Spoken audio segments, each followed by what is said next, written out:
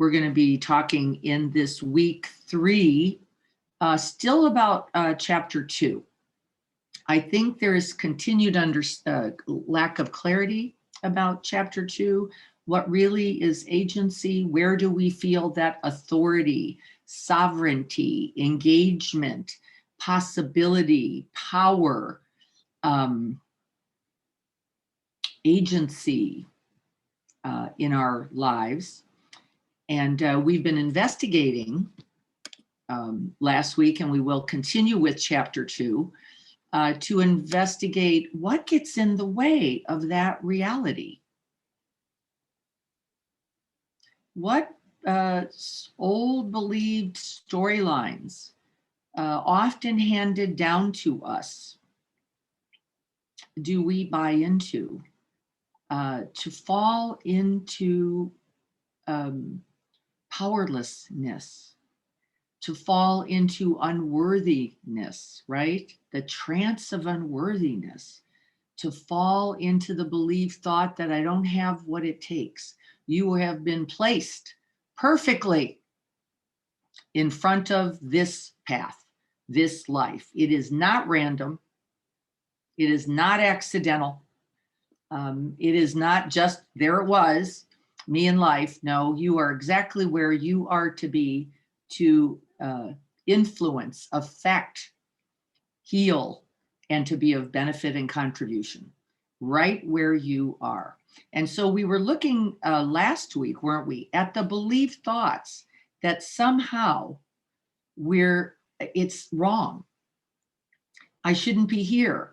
This shouldn't be me, right? And how that very storyline actually can cost us everything, right? It can cost us everything. And those old storylines frequently have been handed down to us, haven't they? By society, by others, by our parents, by our friends, by our coaches, often then integrated as our own belief thoughts that somehow, if life were only going better, if we're only doing what it was supposed to do, and if we were doing what we were supposed to do, that's another part of that gifted storyline, that somehow it wouldn't be this challenging. It wouldn't mean I had to step up. It wouldn't mean I'm the one, because I often don't feel like I have what it takes. And I've used my example from a couple Saturdays ago. I'll remind you that there was a young man who somehow I connected with. Not accidental. We looked in each other's eyes at the curb as I was turning onto Encinitas Boulevard, and he looked right at me in that way that said, we see each other. Here we are in this human life, seeing each other. And he was asking for money. He clearly was in need of supports and help. And I gave the shrug. Can't help you. I don't have it. I bought right into the storyline, didn't I? I'm busy. I don't have any change. The light's green. The shrug. Right? Oh, Jesus. Do we know the story? We know the story. We all have this story. Well, it's interesting because I kind of have that same story down at India near the gelato place. I passed by a guy and he clearly wanted help. He was outside one of the restaurants, and I went in and I thought, I don't have any cash, and so I hunted for some, and I looked at my cash. I said, fuck it, I'm going to give him all my cash. So I walked back outside and he was gone, and it just broke my heart. I've been waiting for a moment to try to give that back. I love that word. Leanne, can we hang on to that word, and will you remind me about the word waiting? I sure will. Waiting. I won't forget the shrug, though. Yeah. This one, haven't you done it? Not me. I can't. But I want to hang on to the word waiting, because it's actually what we're often doing. We're waiting for some other moment to happen instead of what? Responding, engaging, showing up for the moment that's right here. And we don't pause enough, do we? Any of us? We don't arrive sufficiently to just then be there to say, wait a minute, I could point right to the parking lot, right where the ATM was that I could see. By the way, I saw it wasn't news to me. There it was. Meet me over there so that we can affect this possibility, at least some version of it. I don't know how that would have gone. I don't know if he would have met me. I don't know. It doesn't actually matter. Here's what I know. I could have. I am capable of more. That's what I know. That's what I do know. And that's what I want you to know.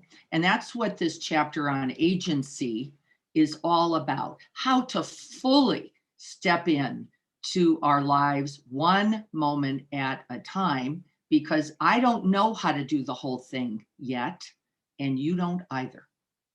I don't know how to do today yet. I do know what showing up means, and I do know what it feels like when we don't show up, and that's what we're going to practice today. What's the difference in experience when we actually arrive? There we were, fully naked, most often, like, I don't know, I don't have a plan, but I'm here. Totally different experience. I want us to review that with a little practice today, because I want you to know where the power is, where the agency, where the sovereignty, where the sense of power and authority. What other words can we think of? Does anybody have any before we begin?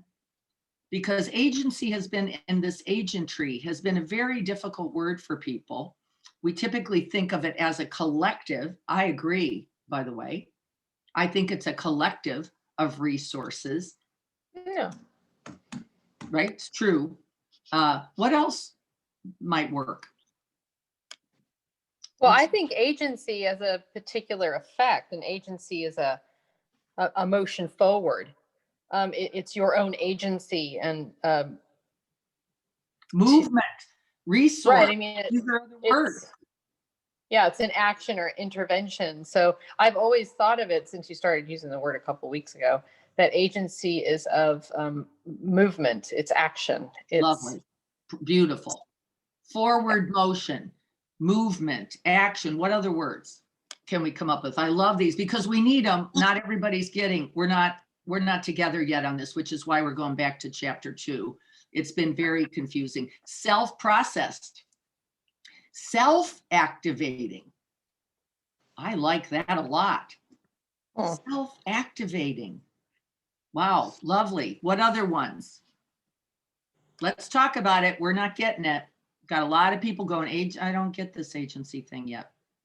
The urgency. Thank you. Beautiful. This aliveness.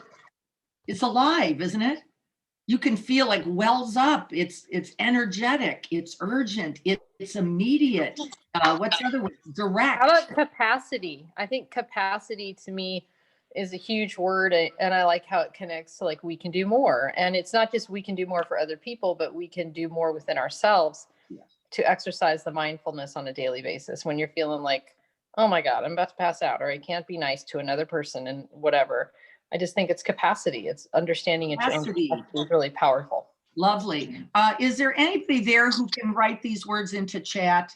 I want us to hang on to some of this. If you're all sitting near a keyboard, if there's anybody there, write some of these words down, because they will help me when I write the summaries, but they'll help us all. Capacities, possibility, energy, urgency, immediacy, directness, aliveness, activation, sovereignty, authority, power, movement.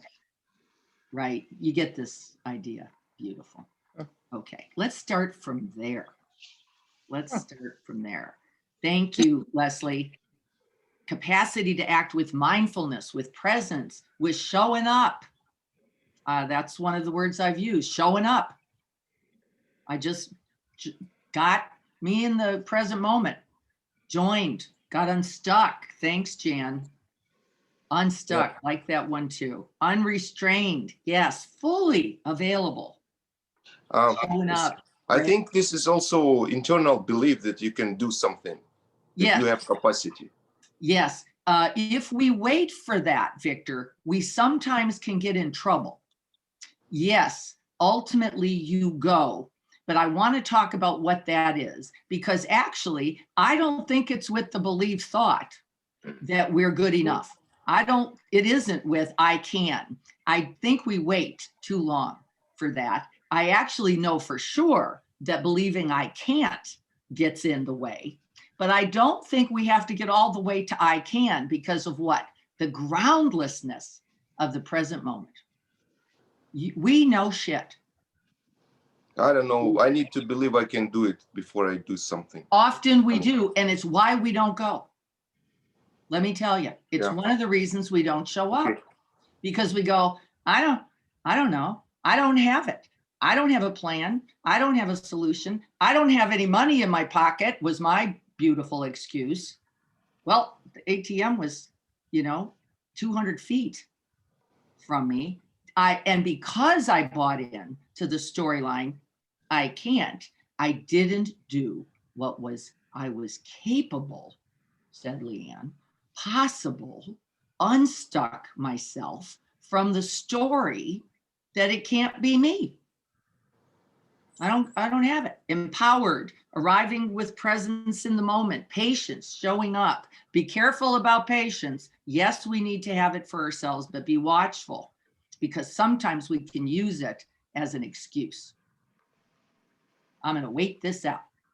I'm just going to sit here and see. In this chapter, agency implies something else, that we gather ourselves, become mindful and present, and that we do so enough that we learn how to entrust that alone. This is enough. I'm here and present, and I will. Then movement, action, and what more important than all of that, because I don't know what the doing's going to look like. I don't know. I'm not worried about that right now. The doing is another hook for us, isn't it? We wait till we know what to do. What to do. I just apologized to someone, one of our Sangha members, for the very act of not doing, because I hadn't really showed up. I didn't bring all that I was, including this longtime friendship.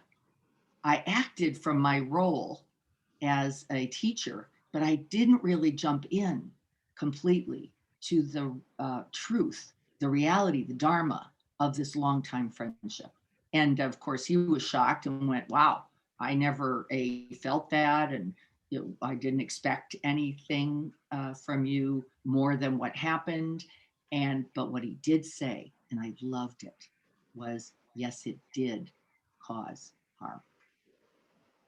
Yes, it did. And it always will. And it always will, because we didn't realize together, and I didn't realize my capacity as a friend to just step in completely and say, but I'm here for you as a friend, whatever else it means, as a teacher or a board member or blah, blah, blah, right? The storyline that wasn't important, but I was not there in the way I am capable of as a friend. By the way, this is years ago. This wasn't last week. And yet there it was for me to now take skillful, mindful, compassion, even now. And this is why I want to be careful about words like waiting and patience. It can get right in the way, as well as be a resource, and as well as be a beautiful attribute and an attitude. So I don't want to dismiss it. Sometimes no action is the right action, but it should be done with what? Mindfulness, intention, and presence. I will not go yet, because going is not the right thing to do, not because I'm hiding under the bed. That's a different thing. They don't have the same quality. We're going to practice a little bit now to see if we can't discern the direct experience of the difference between agency and this falling into the default of the storyline mind that says, not me, not now, maybe not ever. And the way we begin to disconnect, unfortunately, from our own lives. I want to look at chat just one more second to make sure we've collected some of these beautiful thoughts. Thank you so much. These are spectacular. Arriving with presence and an open heart. Ownership to action. Isn't it the truth, Denise? Ownership. Love that one. Accountability. Love that one. Thank you. The fear grip and do what I have with all. Fill in the blanks of whatever it may be. Yeah, sometimes we are there and it's just us and there's no one else to count on. Isn't it true? Only me in this life, this moment, right here, right now, like this. Nobody else. Who am I waiting for? Who am I waiting for? Just one more breath. That's all it takes. We're doing it one at a time. This is how we show up. Exactly right, Carrie. It isn't in a whole life path. And in fact, a lot of teachers avoid the word path because it implies another moment, another, right?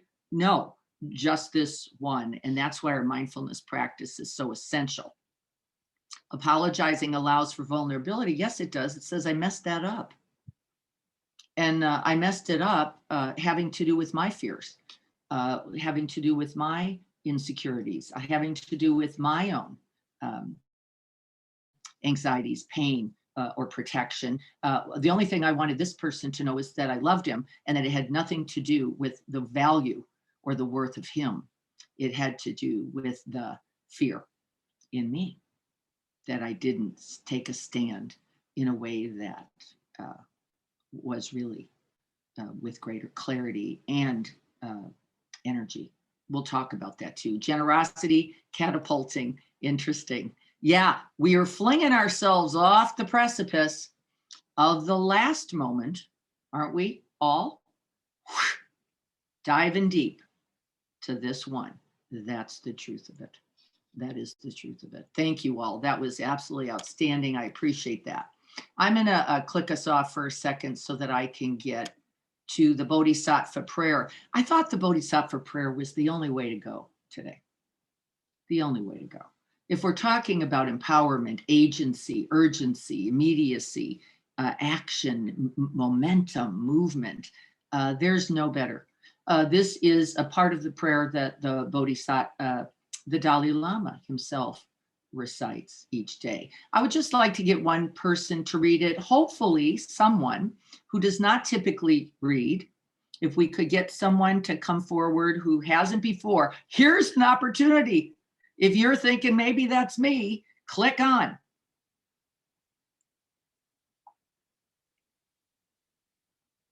No waiting, only arriving. I'll do it. Who is this? It's me, Tanya. Tanya, wonderful. Thank you. Can you see that, Tanya? Do you have all of that? I think so. Yeah, I think I do. Yes. Okay. Yes. It's, the ending is at and everything in To gain and To gain. everything to gain. I just need to grab my my reading glasses. Yep. I'm getting my sitting cushion. Let's get ourselves ready. We're going to be ringing the bell right after this. Just makes things a lot more clearer. Well, sometimes, right? We think Yeah. if we only know the way to go. Yeah, reading is good though.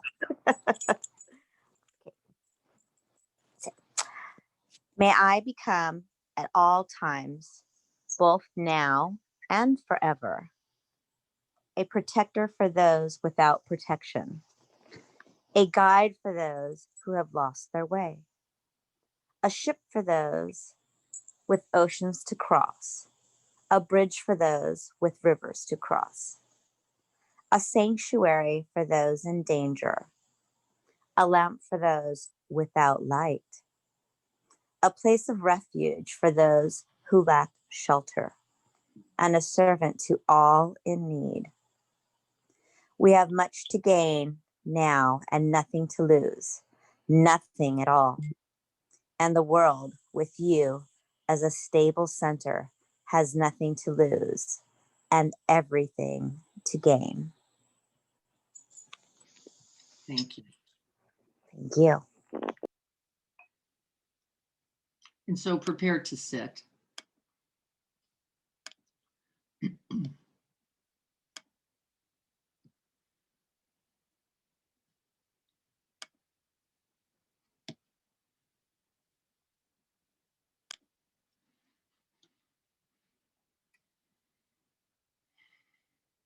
Inviting that agency, that wholeness, by bringing mind home to body.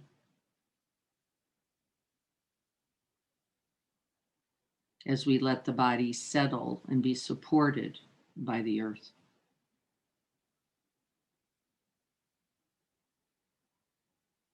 We are already being held up to offer ourselves as completely, as wholly, as mindfully as we can. Being invited to this present moment as we know the sense of this body sitting here.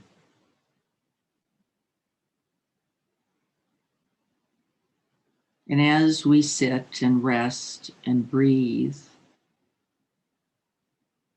we call to mind all the things we love.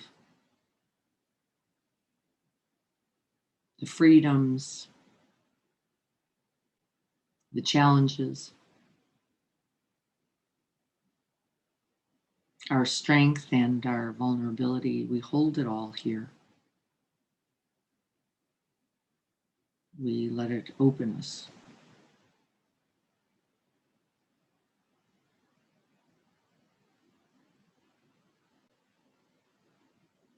And may this practice today be of benefit to all beings everywhere, without exception, omitting none, awakening us and freeing us all.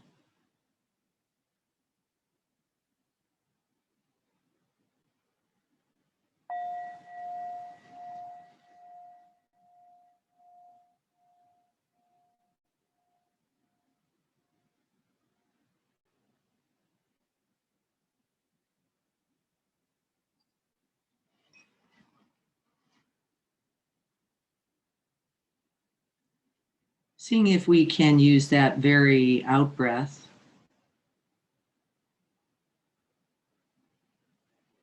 for at least a few breaths.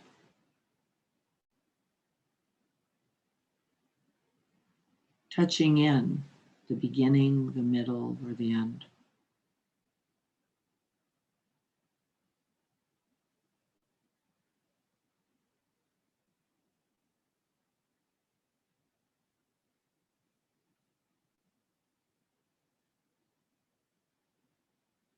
Softening the body with each out breath, putting down the weapons, taking off the armor.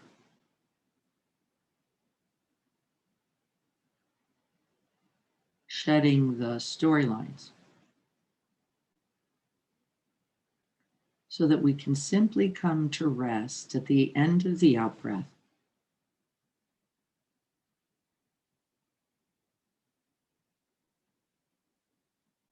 Nothing but bare attention.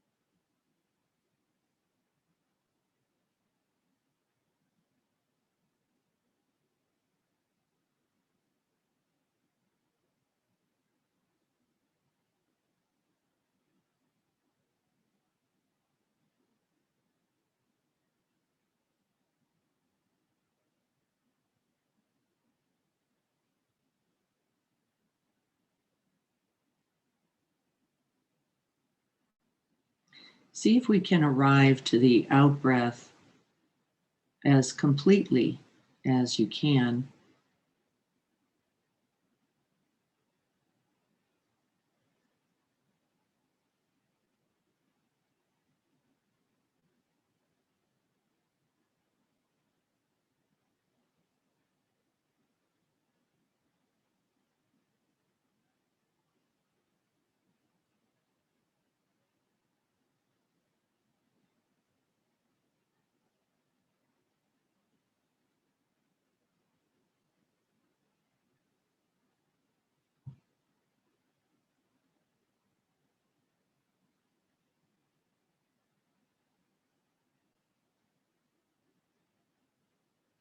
We move from form to formless right here in the out breath, riding the wave of the out breath out to the end in the open space.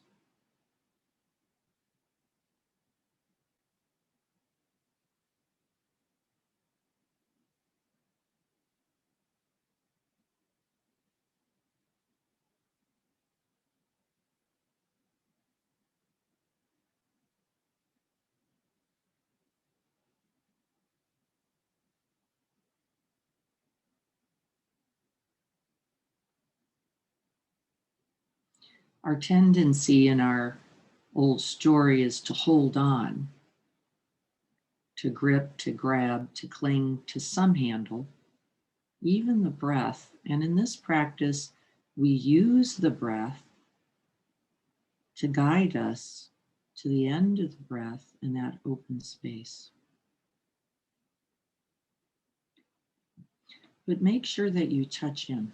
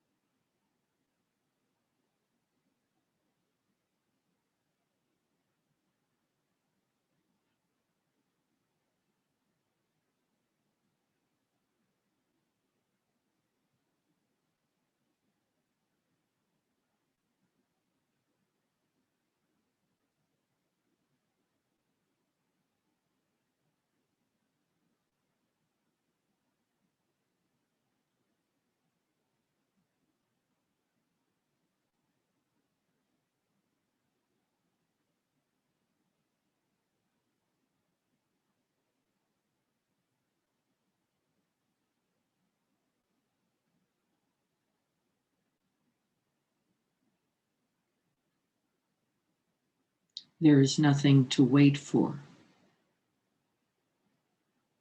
Each breath its own arrival.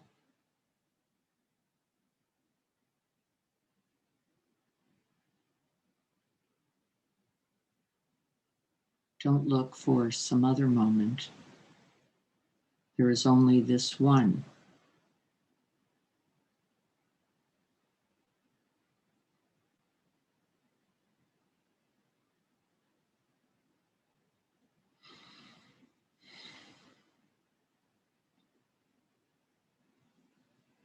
All capability,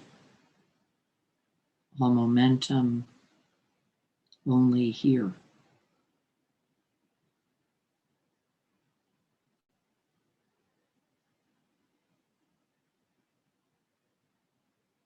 And so we gather the mind.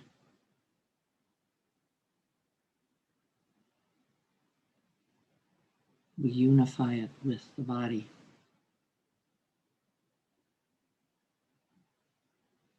And we look and open.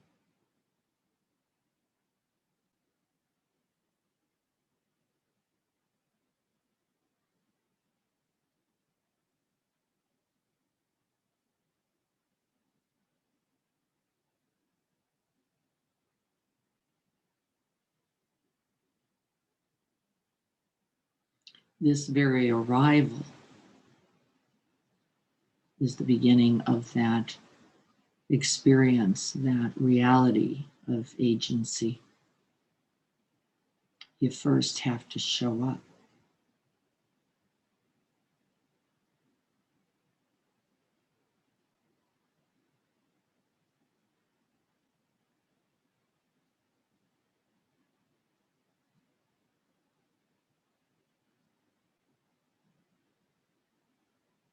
You can't arrive with the plan or some idea about how it should go.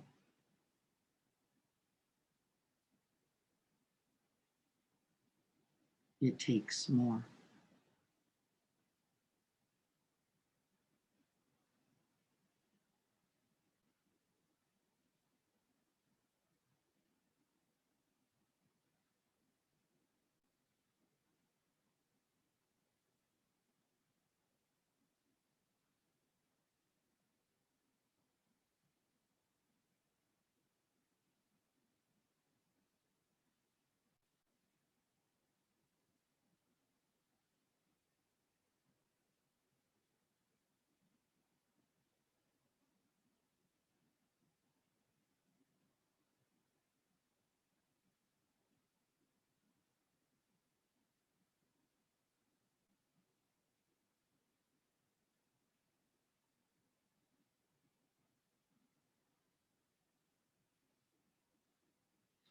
I once described the out-breath as a birthing chute,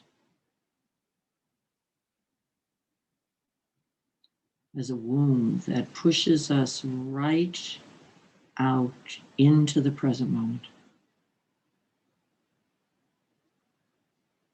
right here.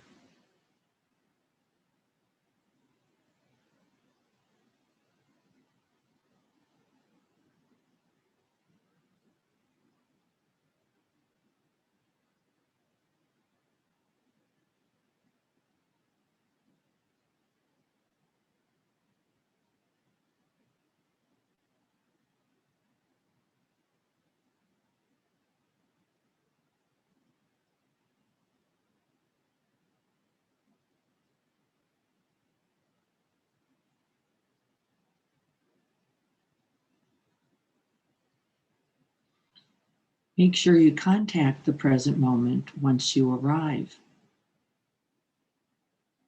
Cultivate mindfulness, that sense of keen awareness, bringing your attention with your intention to see, to be, to feel whatever is here.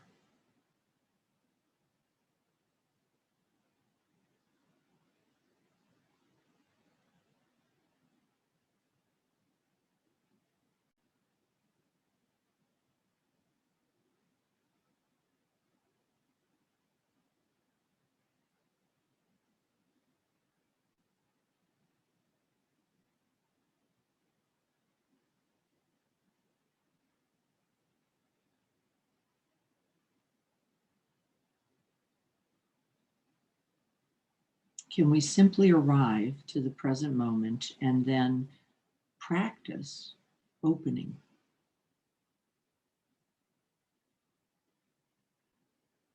We can begin with this body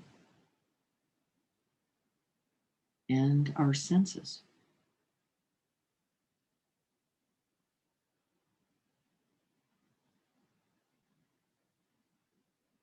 Action is not first an external act, but an internal one, this arriving.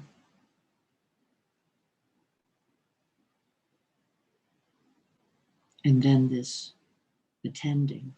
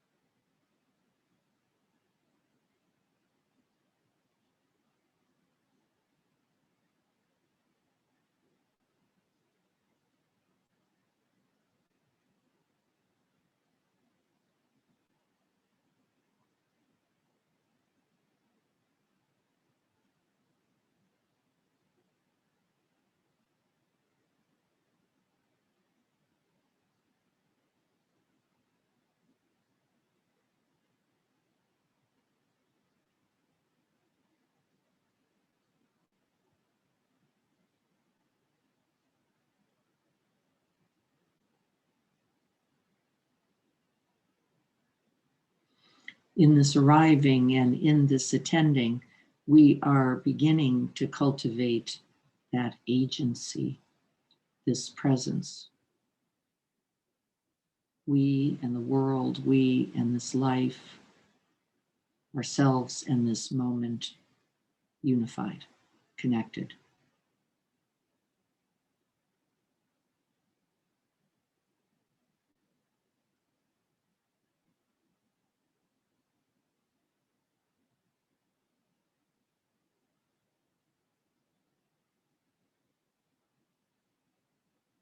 And it doesn't take too many moments, does it, to see that there's really nowhere else to actually be. Everything else is an illusion, a mirage, a pleasant thought. But it's not this life. This is it. It's right here. Pleasant or unpleasant, peaceful or restless. The conditions are not the point. It is in the arriving, in the attending, in the opening. Right here, in the doing it again and again.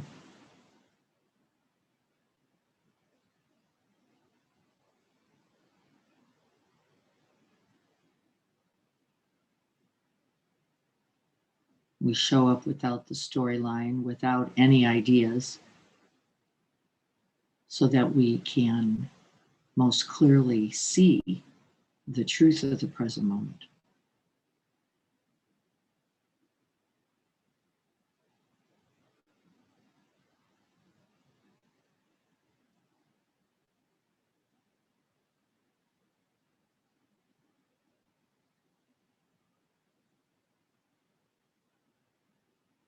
Everything else you bring as a thought, as a belief, as a wish, as a hope will distort the lens.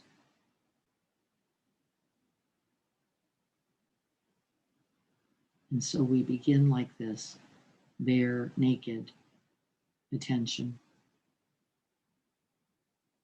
completely open to whatever is arising this moment.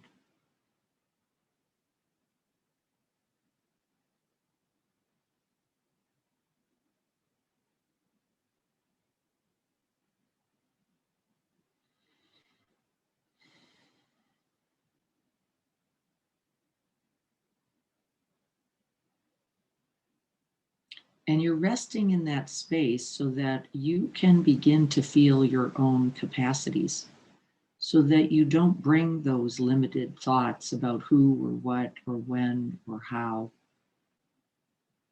We're actually here more whole. Everything is possible here. No ideas, but complete presence.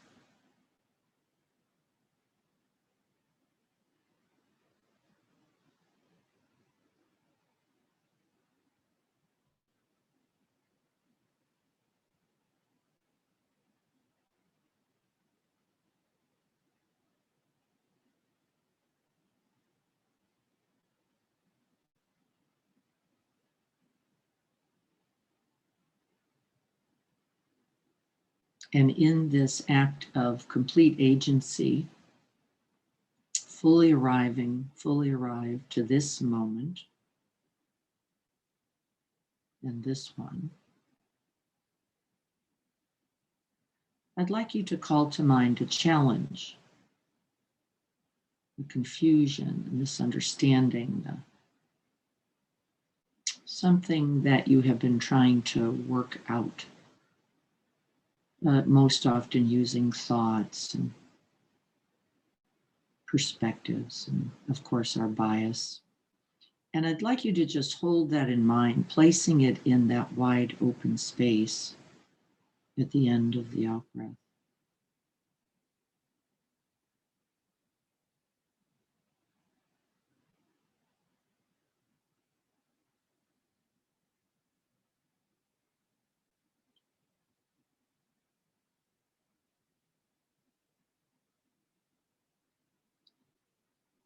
And with each out breath, I'd just like you to touch into it at the end of the out breath and open.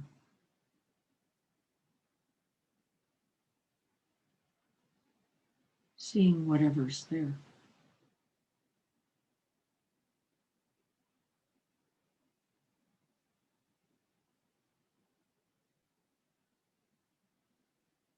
We're not trying to create ideas. We're not trying to solve a problem. We're not trying to look good. We're not trying to be anything at all. We're simply arriving, touching into different facets of this experience, each breath, each one different.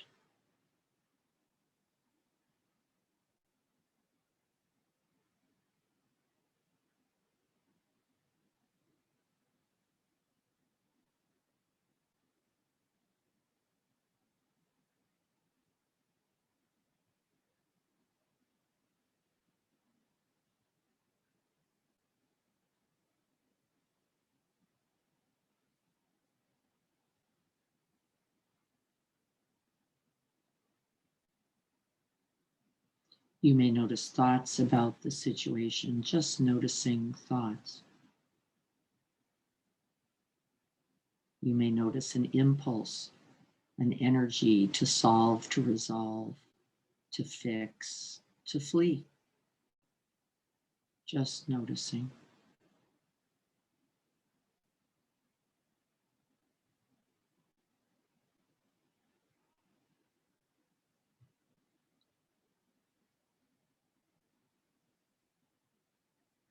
You may notice particular body sensations. It's very handy to notice where the contractions reside, where the grip or the energy or the activations are alive as we show up breath by breath.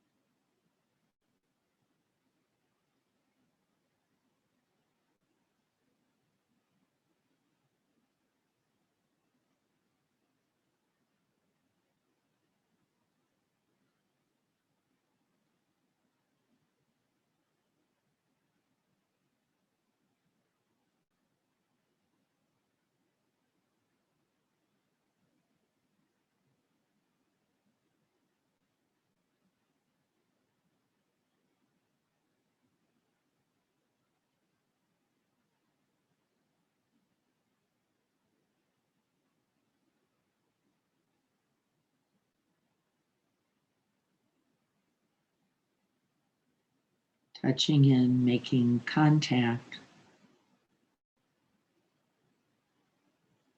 and staying in stillness, paying attention, seeing what gets activated for you.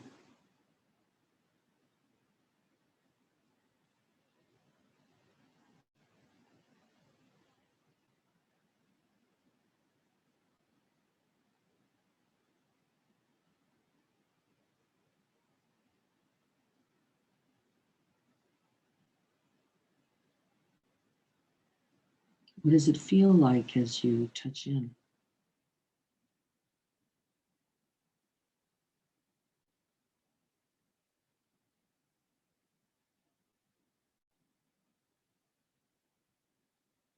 What parts of the body are activated or disconnected?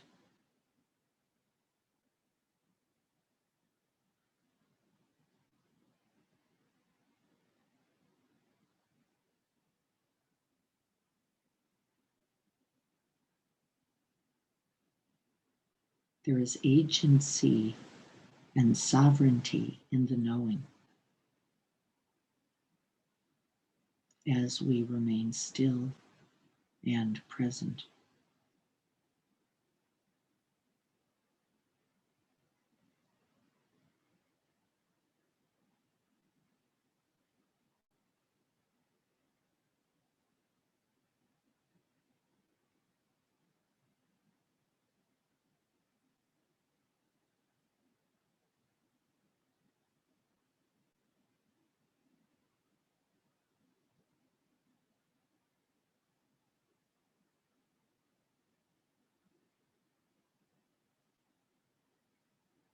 We remember that by our awareness alone, we are actually joining, participating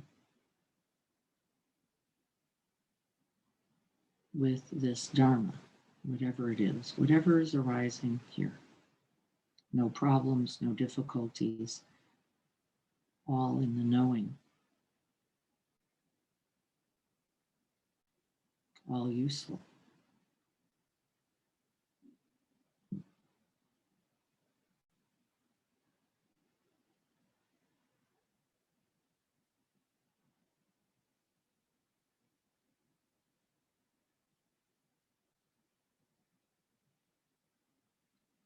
And so it's wonderful to come into contact with, often as we're touching in with that immediate impulse, a moment of reactivity, a contraction, a pulling back, a rushing forward. We're bringing non-judgment, curiosity, interest. This is all in the knowing and is good.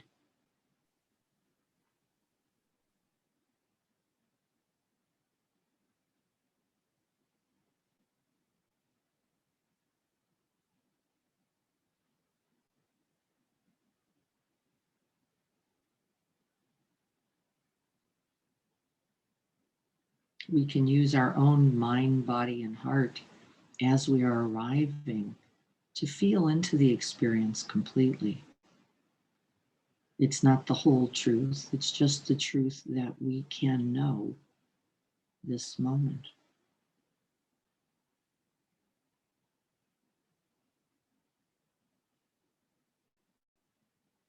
This by itself is an exquisite risk, this very showing up to feel, to be, to know.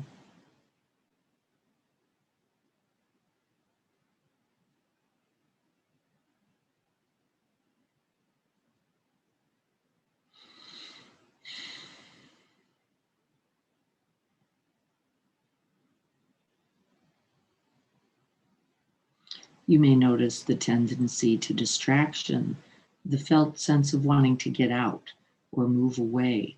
This is all just a part of the knowing. Maybe there's an anxiety, a distress, a boredom. Maybe nothing comes to mind. This is also useful.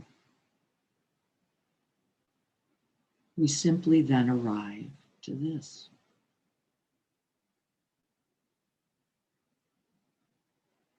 Follow the out breath. Open as completely as you can to your direct experience with this challenge, this opportunity.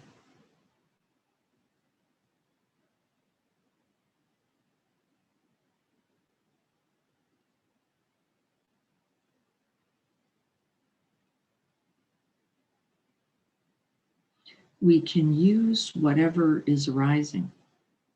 The energy, even the tightness, is a type of energy. But we must begin in the knowing.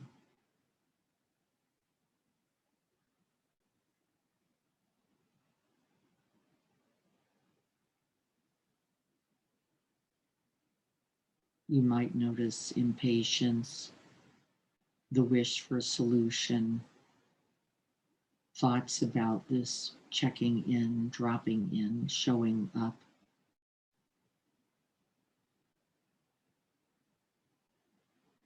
Maybe particular fears, anxieties, concerns, or worries arise. See if we can abide whatever comes.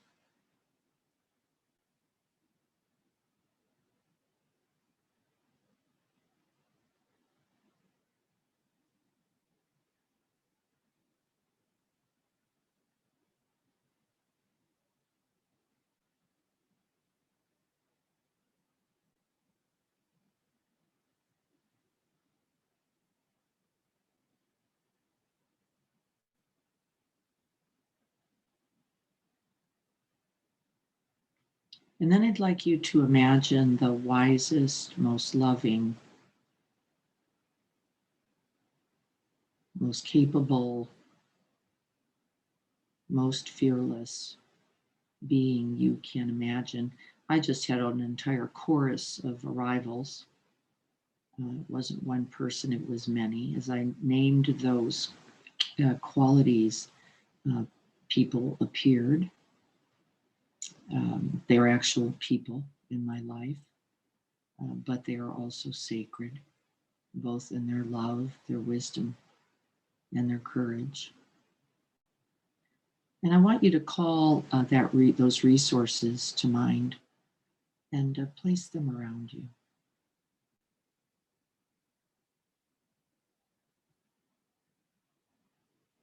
Breathe them in. Know that they are present and here.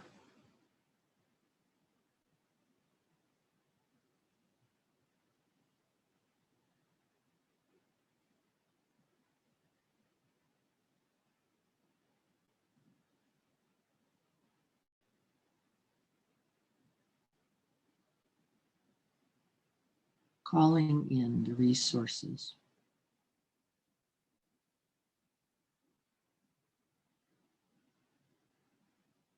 Making sure you can sense them. And don't let them stay separate. Make sure that you breathe them into your own heart, mind, body space. They're accessible. They're active.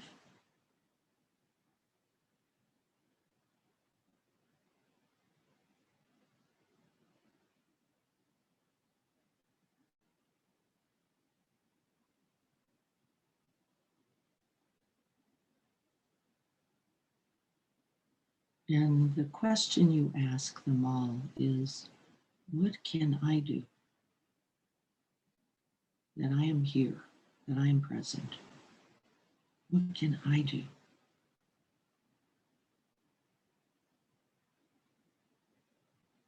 To contribute, to be of benefit.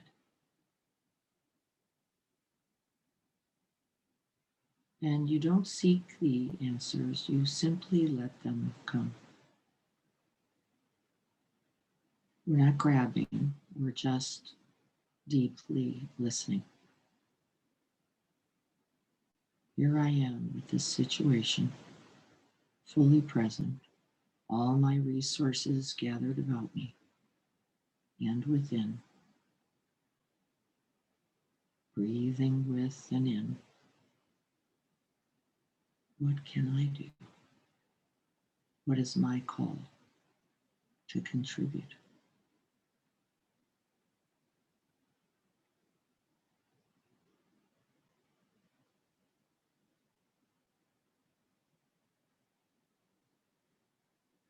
And we don't look for an answer. There is no striving in this. And it doesn't mean that anything becomes automatically clear.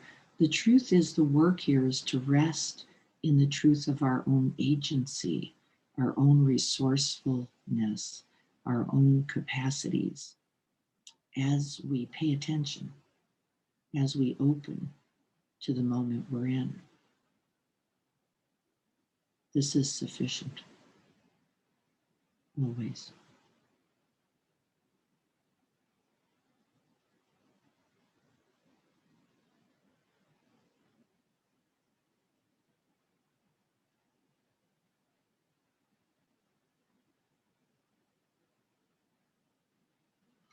And then we're going to allow each of those persons, as it was for me, or that one person, as it might be for you, or deity, or amalgam,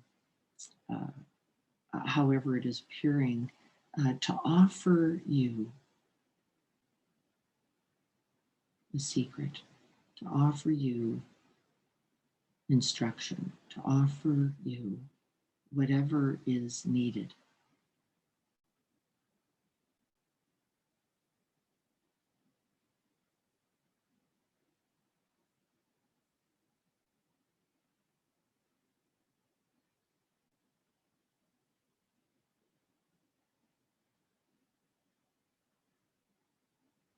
And so my grandmother said, be soft.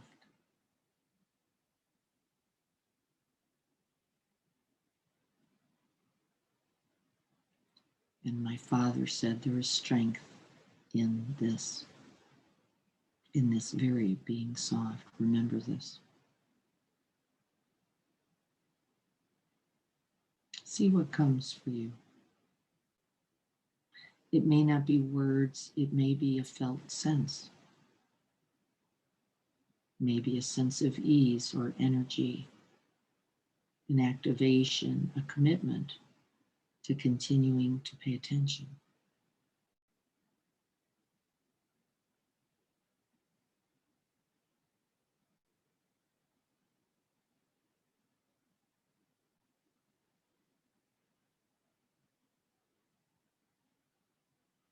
But no matter what is offered, it is a gift, a resource, a support.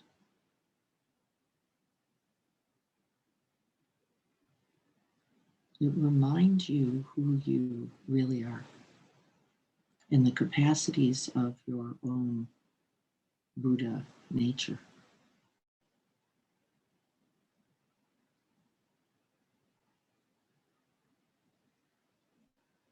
And let those beings dissolve into one, all into you,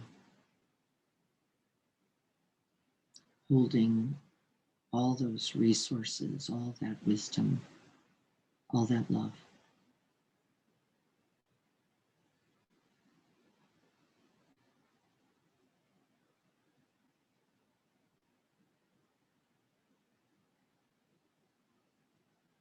And we simply are going to rest here for a few moments, breathing in that agency, that capacity, those strengths and resources, filling yourself up.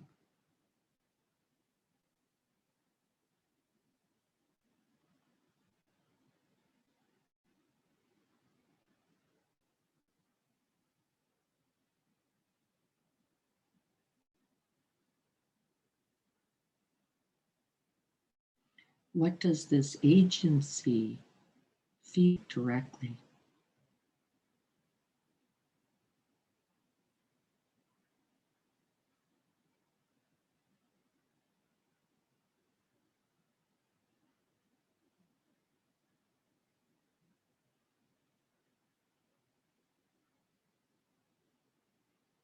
Is it a call to action with energy or a call to stillness and mindful abiding? Maybe both.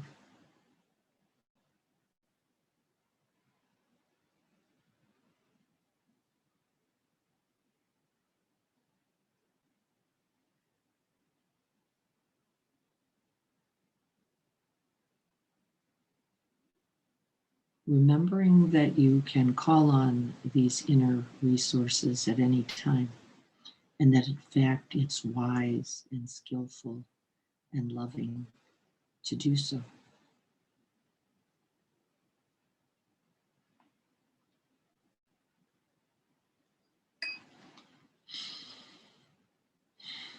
And for the last moments, we're going to let go of the situation, the conditions, and just rest in the wide open space of the awakened heart mind,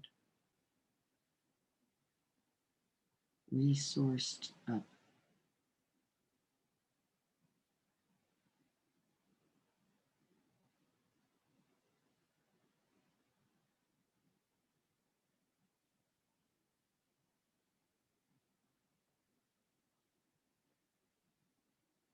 And then we smile, that smile, when we remember there are no problems. There are only moments and opportunities. And each one is an opportunity for the expression of that love, that wisdom, that skillfulness, and that intention.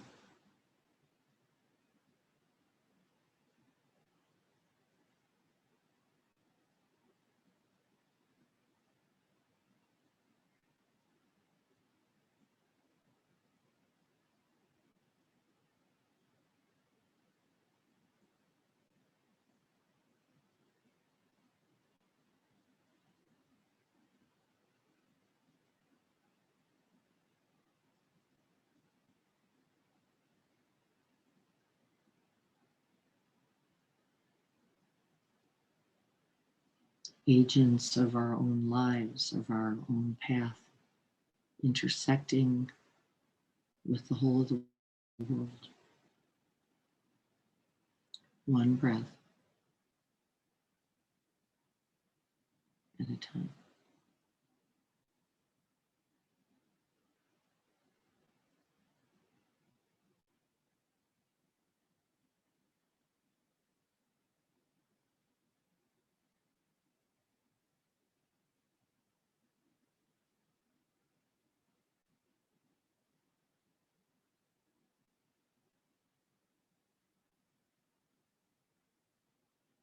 And all will be well,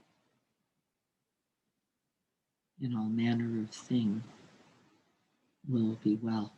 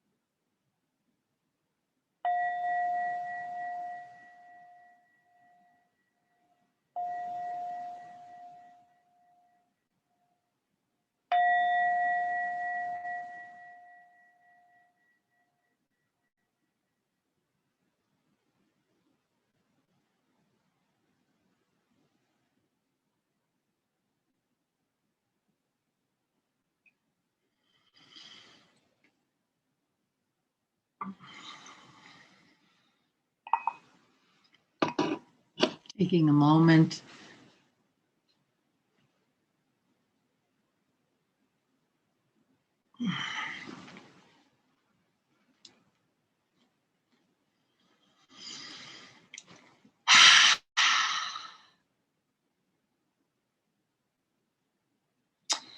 So what else do we know then about agency? What else do you understand about it from that experience and that practice?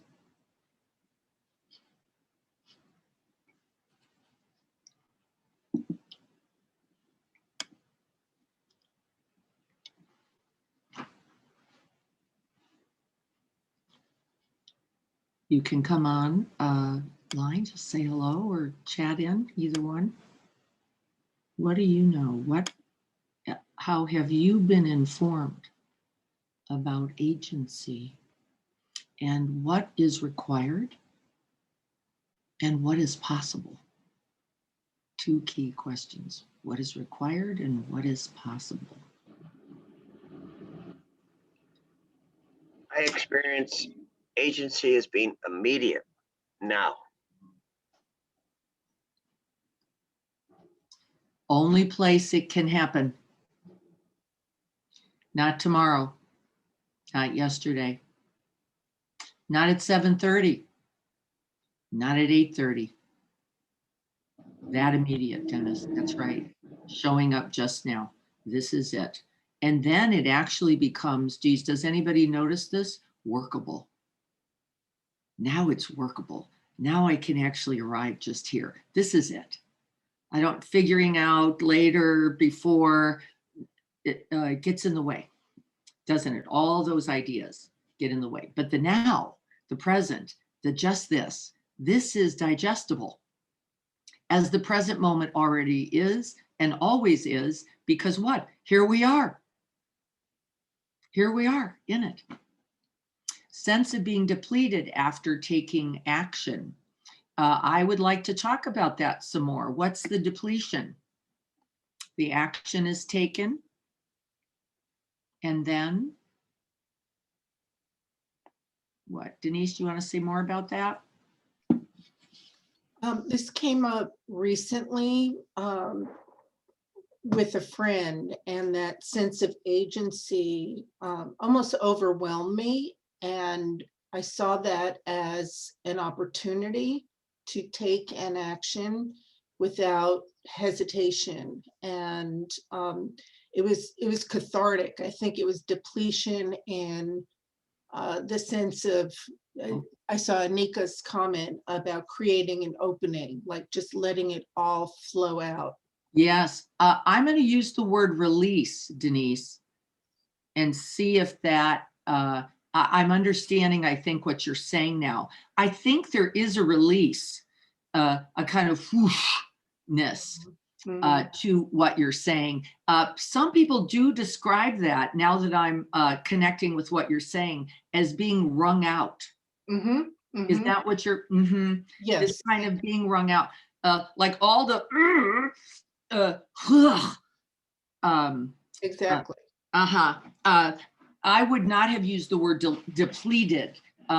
So I was confused about what you meant, because agency is often a very different sense, like really there, really present. But yes, the wrung outness, in racehorses, they call that washed out after a big race. You see that horse come back, right? And they're literally foaming.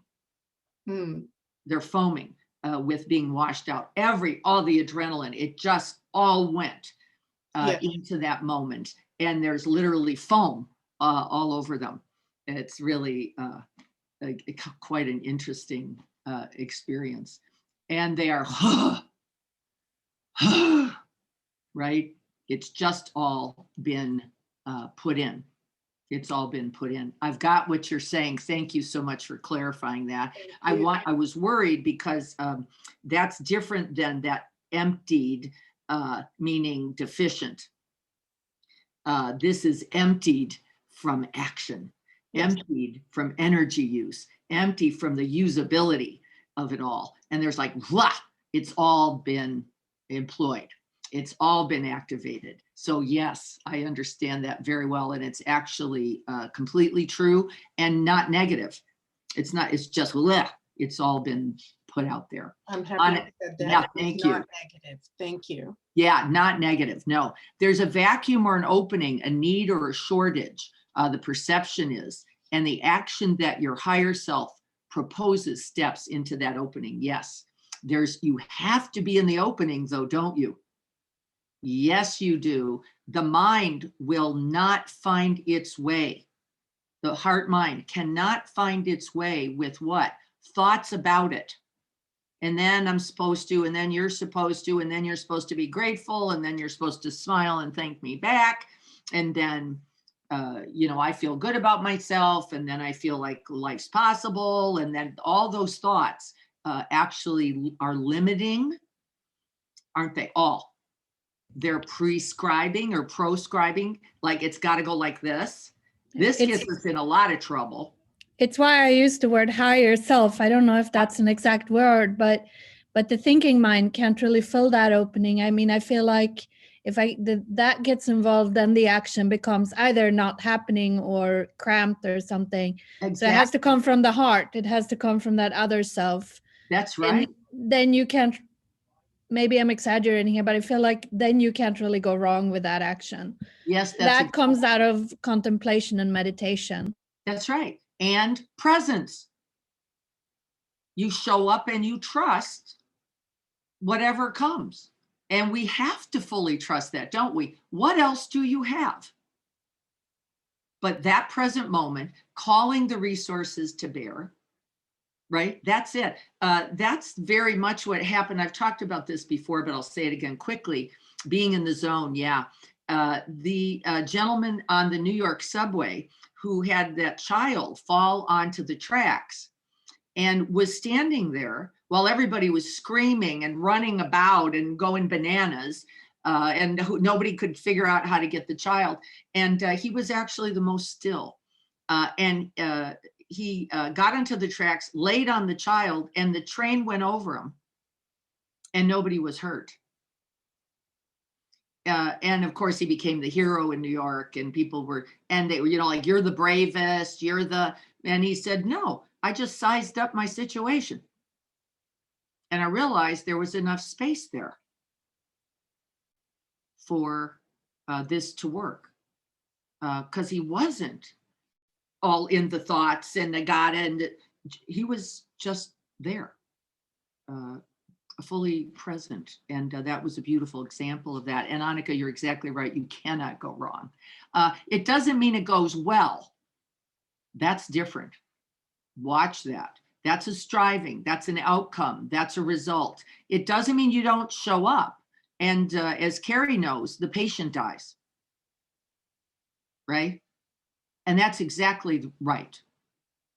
That's exactly right. We don't always get what we wanted, but we always get what's possible there.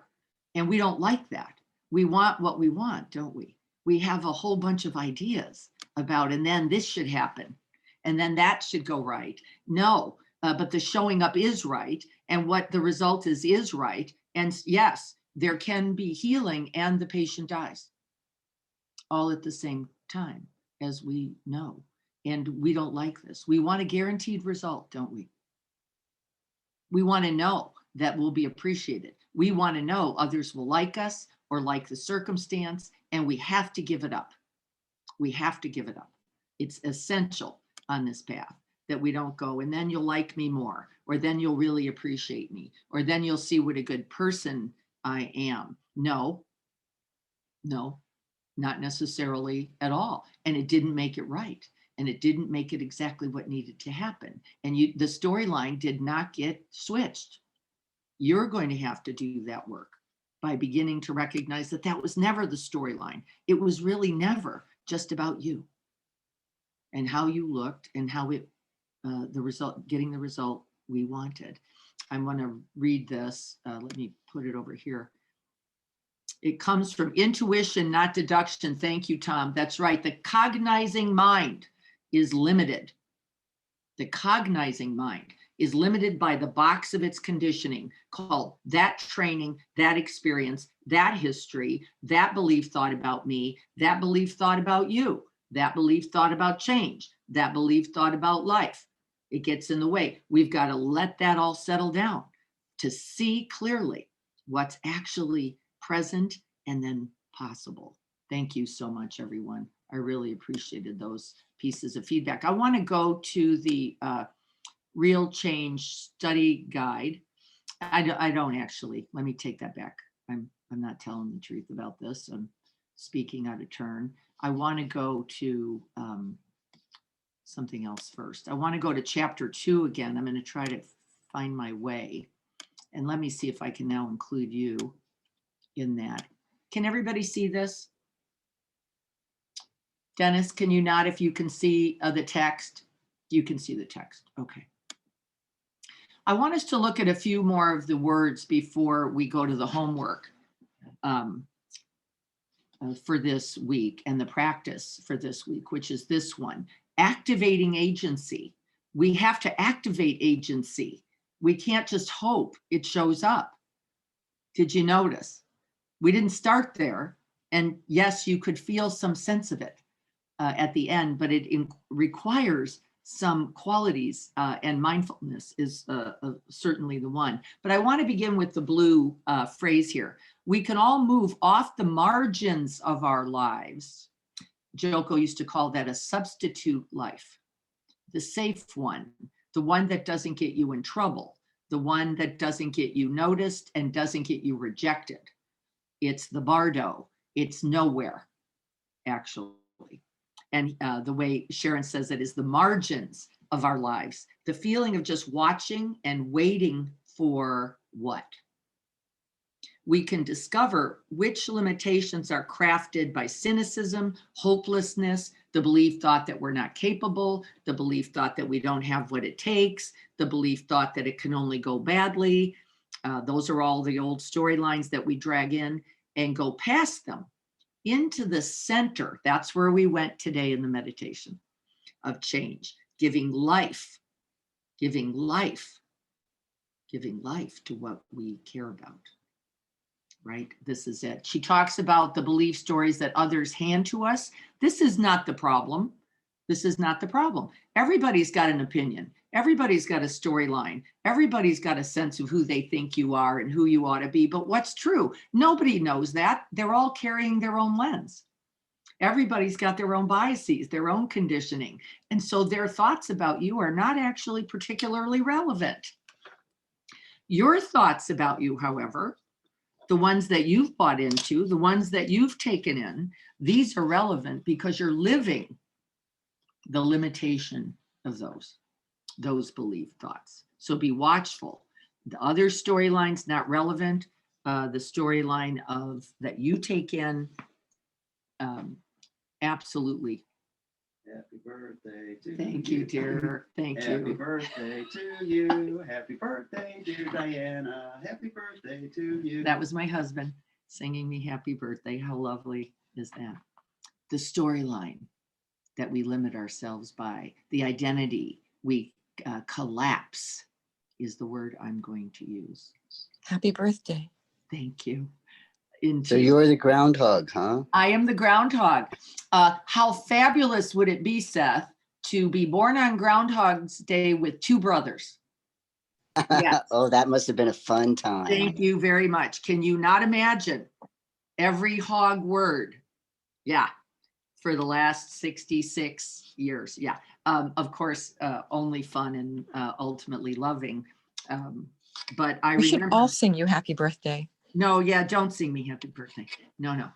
But thank you for the wish. The wish is absolutely lovely. I beat my brothers up with xylophone sticks. The last time they called me a sweat hog for my birthday, I think I was 8 years old.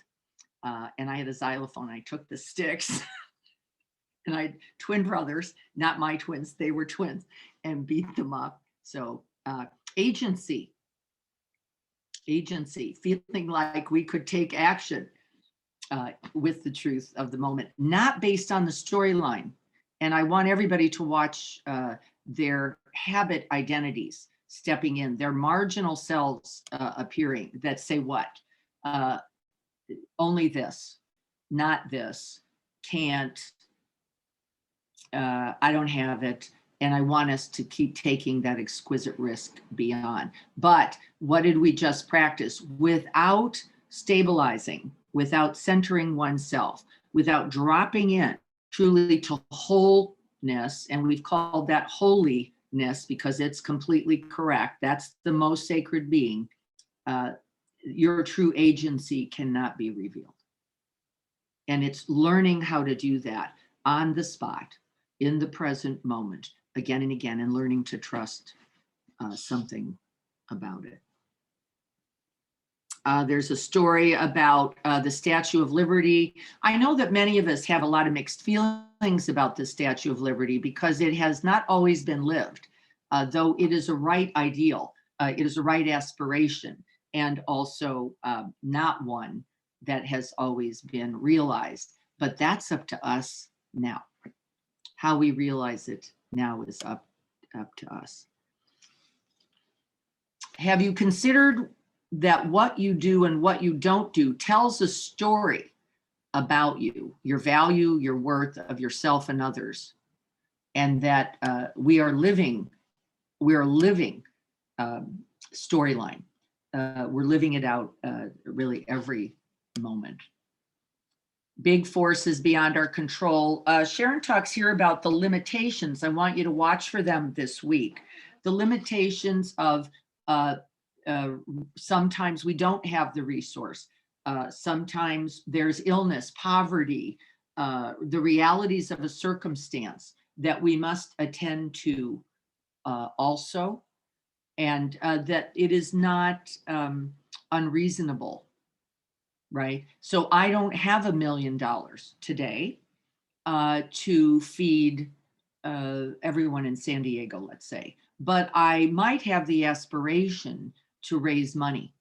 And I think that's often more skillful and wiser, that we don't set ourselves up with, it has to look like this solid formed result.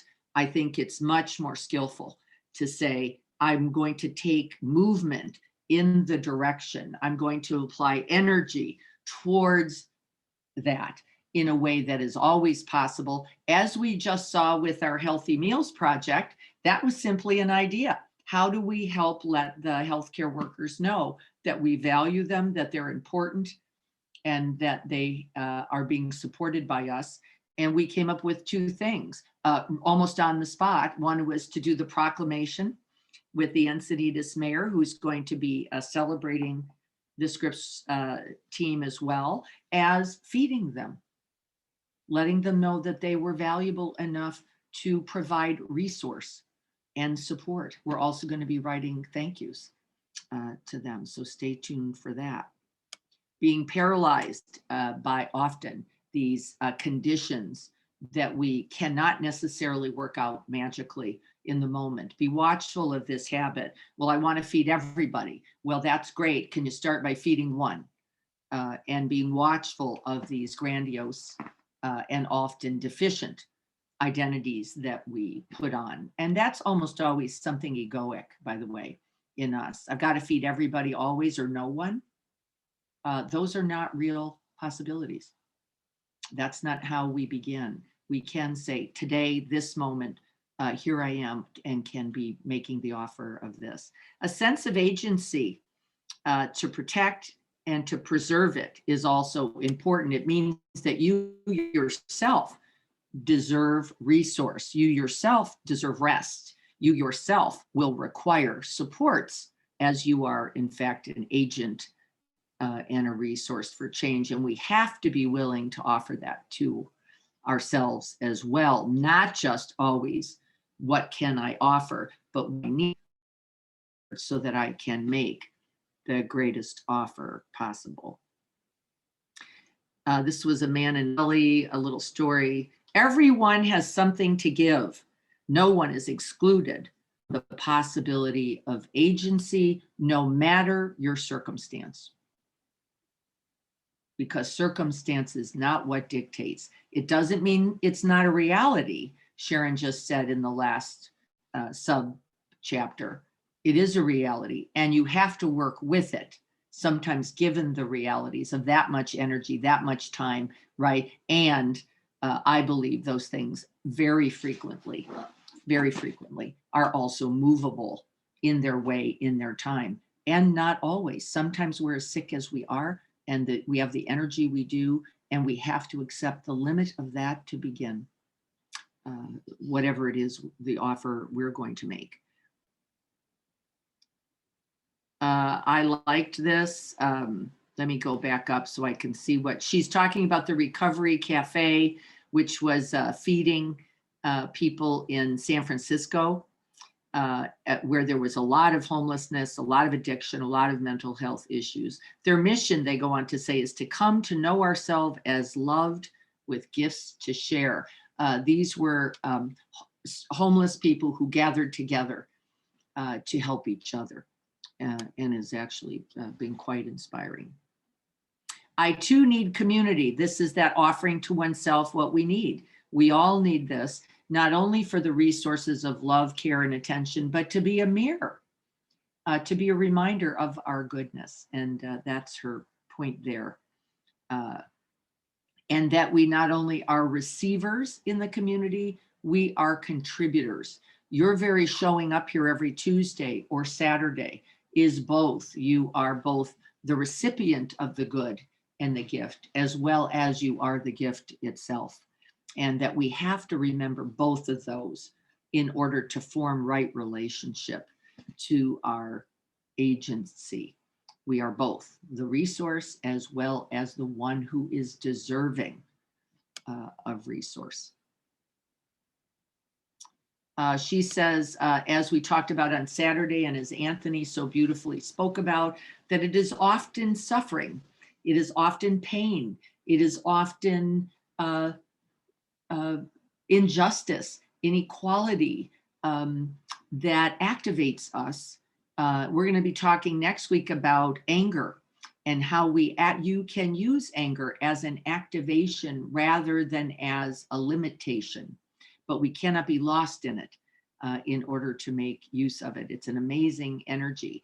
And so that we recognize this is also important, and that we utilize the energies rather than suck it in on itself, which is what anger does. It swirls into a whirlpool and doesn't allow true expression. You cannot let all the world's tragedies into your heart, you'll drown, but the ones you do let in should count. Let them manifest action. This is from Howard Zinn, John Kabat-Zinn's father-in-law. I would encourage people to look around them in their community and find an organization that is doing something that they believe in. Even if that organization has only 5 people or 10 people, 20 or 100, when enough people do enough things, however small they appear, he says they are, I would say they appear, then change takes place.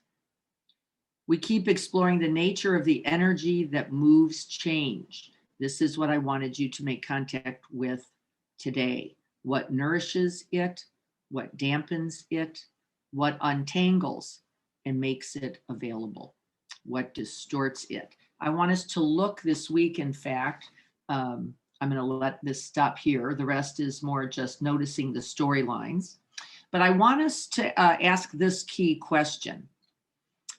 Explore the nature of the energy that moves you towards action. She wrote change. I would say action. This is on page 50. Keep exploring the nature of the energy that moves you to action. What nourishes it, what dampens it, what untangles it, what distorts it. And let's look for what sustains it. This is the question for reflection this week.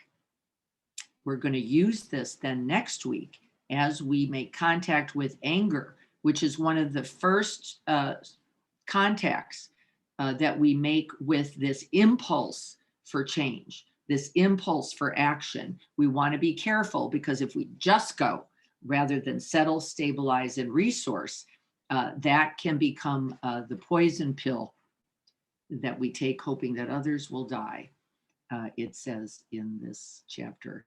And in fact, notice that it only hurts us. It only limits us.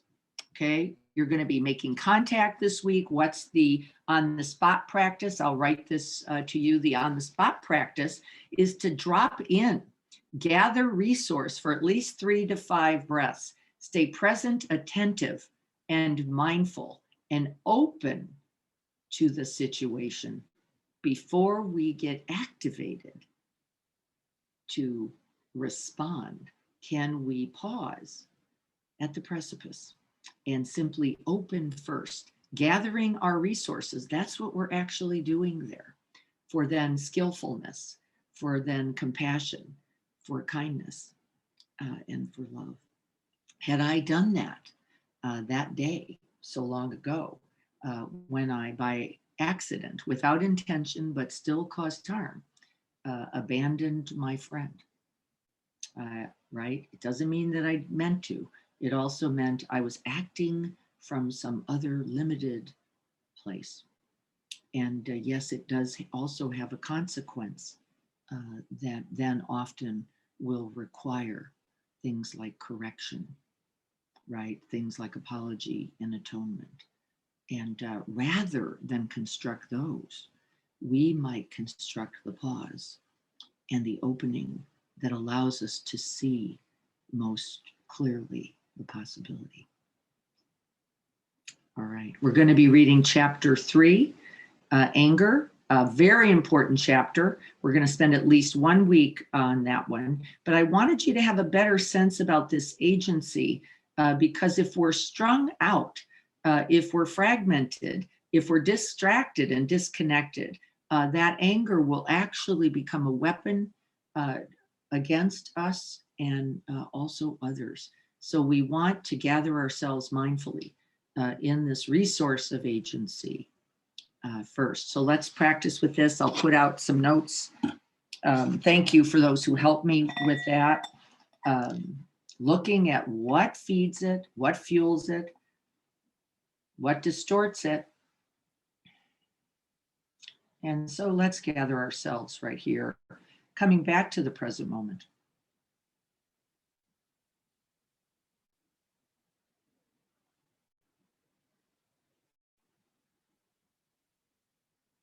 Taking at least those 3 to 5 restful, settling out breaths.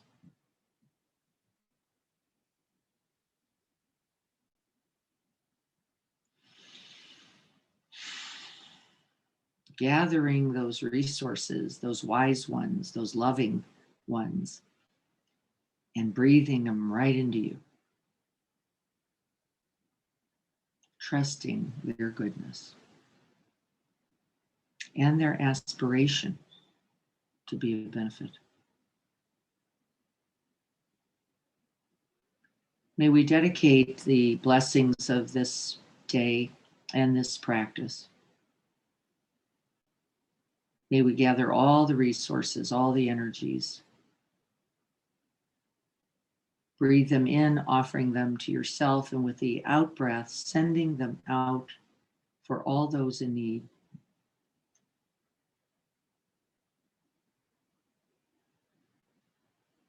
That we continue this exchange, this arriving, this opening, this attending, and then this being here.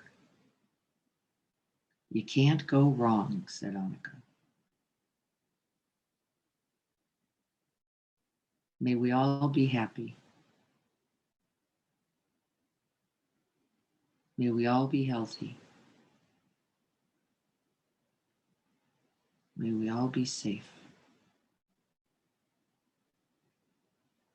May we all live with ease. May we remember that in each breath, we are a contribution to the good in this world. And may this practice help us make it so.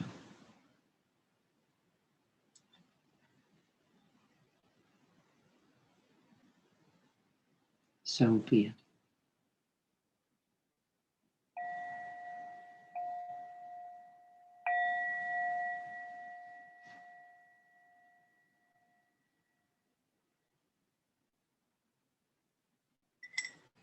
Thank you all so much. Blessings to you all. Thank you so much for those beautiful birthday wishes. I am blessed to be on this earth with such loving beings as yourself. Thank you all so much. It's a true privilege for me to be here with you. Thank you all. Chapter 3, I will send some notes.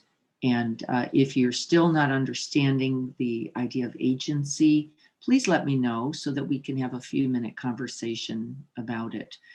People imagine, I think we're getting caught in the fact that we think it has to do with a result, and it does not. The result is not the point. The sense of movement, purpose, power, agency, aliveness, and presence is in fact the point, and we learn how to trust that. All right, everyone, be well this day. Be joyful. Have a good day. Thank you all so much for those birthday wishes and blessings. It is a truly beautiful day. I feel very loved and very celebrated. Thank you all so much, including from my husband, who, by the way, is not a singer. So that he stood right there knowing you could hear him sing, that is quite an act of agency on his part, making me feel all the more loved. Thank you all so much. Everyone be well. If you have any questions, just write them here and I will respond to them. I'll leave the chat up for a few moments so that you can respond with questions if you have any. Be well, everyone. Take good care of yourselves. Bye-bye.